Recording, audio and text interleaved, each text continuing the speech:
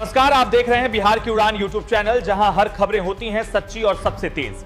बिहार से इस वक्त की सबसे बड़ी खबर सामने आ रही है। सरकार ने ऐसा फैसला लिया है जिसका सीधा असर आम लोगों और महिलाओं पर पड़ने वाला है। तो चलिए खबरों को विस्तार से समझते हैं, वीडियो के आखिर तक बने रहिए। बिहार की राजनीति में आज बड़ी चर्चा थी। मुख्यमंत्री नीतीश कुमार की अध्यक्षता में होने वाली कैबिनेट बैठक आज नहीं हो सकी। सूत्रों के मुताबिक नीतीश कुमार 9 अप्रैल को दिल्ली रवाना होंगे और 10 अप्रैल को राज्यसभा की शपथ लेंगे। इसके बाद वह पटना लौटेंगे और 12 अप्रैल को मुख्यमंत्री पद से इस्तीफा देंगे। बिहार के सियासी गलियारों में हलचल तेज है और कार्यकर्ताओं में उत्सुकता का माहौल है। सूत्रों के अनुसार नीतीश कुमार के राज्यसभा सदस्य बनने के बाद बिहार को पहला बीजेपी मुख्यमंत्री मिल सकता है, जिससे जेडीयू कार्यकर्ताओं में असंतोष है। एनडीए विधायक दल की बैठक 14 अप्रैल को पटना में होगी, जिसमें नए नेता का चुनाव होगा। डिप्टी सीएम सम्राट चौधरी का नाम सबसे आगे है। बिहार की राजनीति में यह एक ऐतिहासिक बदलाव होगा।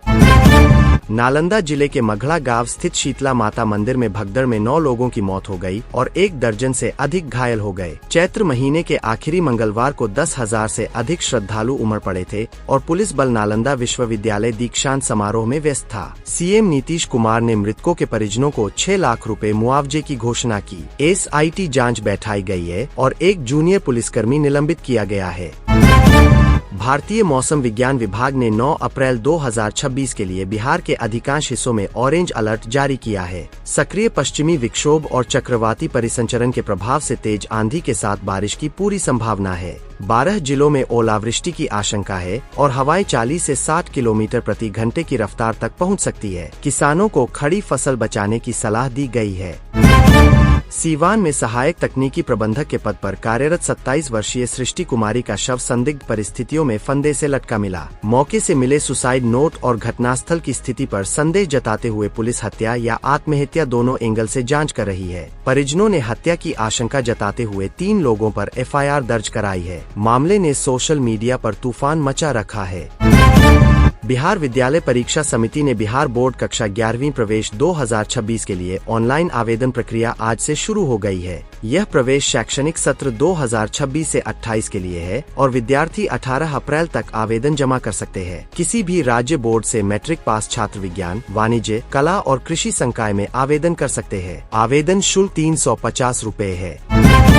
कटिहार के रोजीतपुर हाईवे पर तेज रफ्तार ट्रक की टक्कर से बाइक सवार 3 युवकों की मौके पर ही मौत हो गई। हादसे के बाद चालक फरार हो गया, जबकि आक्रोशित लोगों ने ट्रक में तोड़फोड़ कर दी। यह घटना राष्ट्रीय राजमार्ग पर अनियंत्रित भारी वाहनों के खतरे की याद दिलाती है। पुलिस ने फरार ट्रक चालक की तलाश शुरू कर दी है। नीतीश कुमार के इस्तीफे की घोषणा के बाद उनके बेटे निशांत कुमार जेडीयू में शामिल हो गए, जिसे उनकी पुरानी परिवारवाद विरोधी नीति से बड़ा विचलन माना जा रहा है। विपक्षी दलों ने इसे नीतीश की दोहरी नीति करार दिया है। पार्टी में भी इस कदम पर मिली जुली प्रतिक्रिया देखने को मिल रही है। बिहार पुलिस में बड़े पैमाने पर प्रमोशन होना है। पुलिस मुख्यालय ने ASI और सिपाहियों की सेवा पुस्तिकाएं मांगी है, लेकिन वर्तमान सूची में 94 ASI के विवरण में खामियां पाई गई है। पुलिस बल में यह प्रमोशन नए CM की नियुक्ति से पहले या बाद में हो सकती है। इससे हजारों पुलिसकर्मियों को फायदा होगा और बल में नई ऊर्जा आएगी।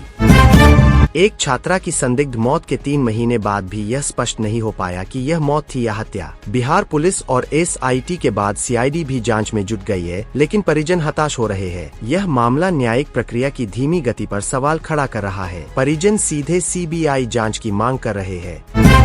पटना के ज्ञान भवन में आज से 2 दिवसीय बिहार ब्यूटी एक्सपो 2026 फीट का आगाज हो रहा है। इसमें देश भर के ब्यूटी एक्सपर्ट्स और ब्रांड्स हिस्सा लेंगे। यह एक्सपो बिहार में ब्यूटी और वेलनेस इंडस्ट्री को बढ़ावा देने के लिए आयोजित किया गया है। इसमें हजारों युवा उद्यमी भाग लेंगे और रोजगार के नए अवसर भी खुलेंगे।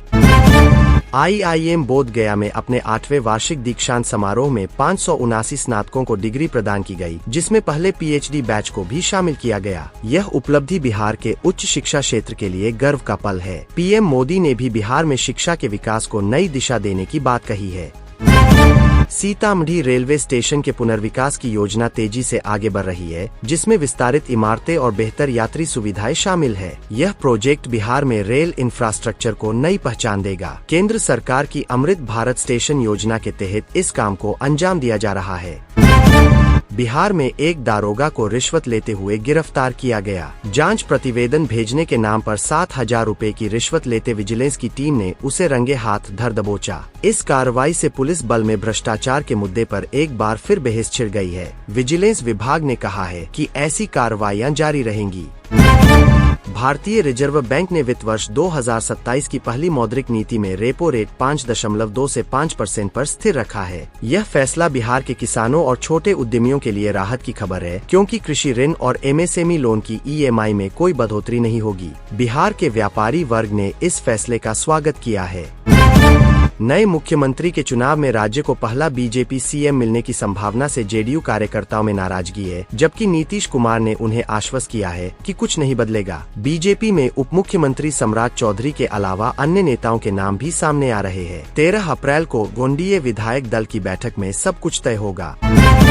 प्रधानमंत्री नरेंद्र मोदी ने आज कहा कि प्रधानमंत्री मुद्रा योजना युवाओं में स्वरोजगार को बढ़ावा देने में बेहद फायदेमंद साबित हुई है। उन्होंने कहा कि इस योजना की सफलता दर्शाती है कि सही अवसर मिलने पर हर व्यक्ति न सिर्फ आत्मनिर्भर बन सकता है, बल्कि राष्ट्र की प्रगति में भी योगदान दे सकता है। गृह मंत्री अमित शाह ने बताया कि 11 वर्षों में 58 करोड़ से अधिक बिना गारंटी के ऋण वितरित किए गए, जिनकी कुल राशि 40 लाख करोड़ रुपए से अधिक है।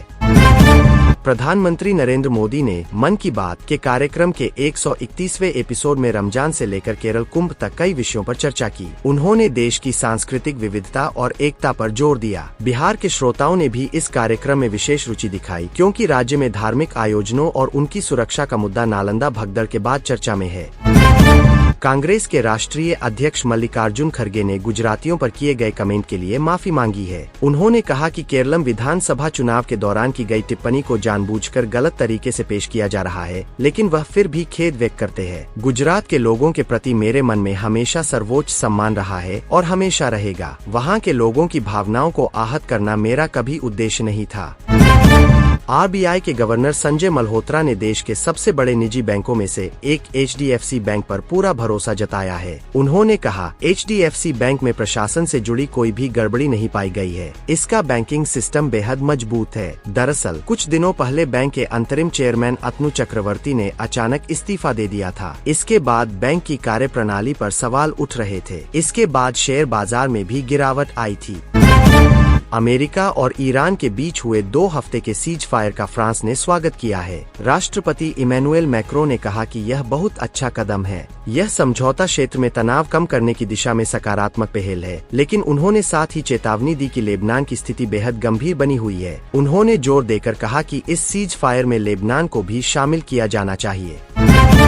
US ईरान युद्ध में भारत की भूमिका पर ईरानी सुप्रीम लीडर के प्रतिनिधि अब्दुल मजीद ने कहा, 3 बार PM मोदी की हमारे प्रेसिडेंट से सफल बातचीत हुई। यह बहुत अच्छी थी। विदेश मंत्रियों के बीच कई बार सफल बातचीत हुई। भारत में हमारे भाई बहन, जब भी मैं उन्हें याद करता हूँ, रो पड़ता हूँ। इन अच्छे लोगों की कीमत बताने के लिए शब्द नहीं मिल रहे। अपने सभी भाई बहनों को इतने खूबसूरत लोग होने के लिए बधाई देता हूँ।